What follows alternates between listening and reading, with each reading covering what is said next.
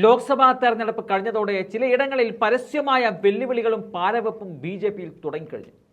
തോറ്റ സ്ഥാനാർത്ഥികളാണ് പലയിടങ്ങളിലും പ്രശ്നങ്ങൾ ഉയർത്തിക്കൊണ്ട് രംഗത്ത് വന്നിരിക്കുന്നത്. ഇപ്പോൾ പ്രശ്നങ്ങൾ പ്രധാനമായും യു.പി കേന്ദ്രീകരിച്ചുകൊണ്ടാണ് ഉയരുന്നത്. യു.പി ഇപ്പോൾ ബി.ജെ.പിക്ക് തീരാ തലവേദനയായി മാറുന്ന കാഴ്ചയാണ് കാണാൻ സാധിക്കുന്നത്. മുസഫർ നഗർ മണ്ഡലത്തിൽ പരാജയപ്പെട്ട സഞ്ജീവ് ബല്യാനാണ് ഈ വിഷയത്തിൽ ആദ്യം തന്നെ വെടിപൊട്ടിച്ചത്. അദ്ദേഹത്തെ തോൽപ്പിച്ചത് സംഗീത് സോം എന്ന മുൻ MLA ആണ് എന്നുള്ള പരാതിയാണ് സഞ്ജീവ് ഉന്നയിക്കുന്നത്. കാരണം 2 വർഷങ്ങൾക്ക് മുമ്പ് നടന്ന നിയമസഭാ തെരഞ്ഞെടുപ്പിൽ സർധന മണ്ഡലത്തിൽ സംഗീത് സോം മത്സരിച്ചുവെങ്കിലും പരാജയപ്പെട്ടിരുന്നു. 2012ലും 2017ലും മണ്ഡലത്തിൽ സംഗീത് വിജയിച്ചതാണ്. 3ാം ഊഴത്തിലാണ് അദ്ദേഹം പരാജയപ്പെട്ടത്. അന്ന് ആ പരാജയത്തിന് കാരണക്കാരൻ സഞ്ജീവാണെന്ന് സംഗീത് പരാതിപ്പെട്ടിരുന്നു.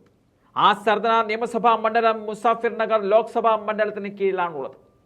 24,600 വോട്ടുകൾക്കാണ് ഇക്കുറി സഞ്ജീവ് പരാജയപ്പെട്ടത്. എതിർ സ്ഥാനാർത്ഥിയായ സമാജ്വാദി പാർട്ടിയിലെ ഹരീന്ദർ സിംഗ് മാലിക് 4,70,700 വോട്ടുകൾ നേടിയപ്പോൾ ബി.ജെ.പി സ്ഥാനാർത്ഥിയായ സഞ്ജീവ് കുമാർ ബല്യാന് 4,46,000 വോട്ടുകൾ മാത്രമേ നേടാൻ സാധിച്ചുള്ളൂ. അതുകൊണ്ട് തന്നെ സംഗീത് സോമാണ് പരാജയത്തിന് പിന്നിലെന്നുള്ള കാര്യം ആവർത്തിക്കുകയാണ് സഞ്ജീവ് ബല്യാൻ. തോൽവിക്ക് ശേഷം ശിഖണ്ഡി എന്നൊക്കെയുള്ള വാക്കുകൾ ഉപയോഗിച്ചാണ് പരോക്ഷമായി സഞ്ജീവ് വിമർശനം നടത്തിയത്. സഞ്ജീവ് ബല്യാനെതിരെ സംഗീത് സോം നൽകിയ പരാതി പുറത്തായിരുന്നു. അഴിമതി, ഓഫീസ് ദുരുപയോഗം തുടങ്ങിയ ഗുരുതരമായ ആരോപണങ്ങളാണ് സഞ്ജീവ് ബല്യാനെതിരെ സംഗീത് സോം നൽകിയ പരാതി പുറത്തു വന്നിരുന്നു. അഴിമതി, ഓഫീസ് ദുരുപയോഗം തുടങ്ങിയ ഗുരുതരമായ ആരോപണങ്ങളാണ് സംഗീത് സോം സഞ്ജീവ് ബല്യാനെതിരെ ഉന്നയിച്ചത്. ആ പരാതിയാണ് പുറത്തായത്.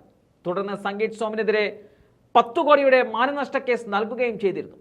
എന്നാൽ പരാതിയിൽ പ്രതിപക്ഷമായ കോൺഗ്രസ് ഉൾപ്പെടെയുള്ള പാർട്ടികൾ രംഗത്ത് വന്നതോടെ സഞ്ജീവ് ബല്യാന് വലിയ തിരിച്ചടിയാണ് ഉണ്ടായത്. ഏതായാലും മോദിയുടെ 3ാം ഊഴം ബി.ജെ.പിക്ക് അത്ര സുഖകരമല്ല എന്ന് തന്നെ പറയേണ്ടി വരും.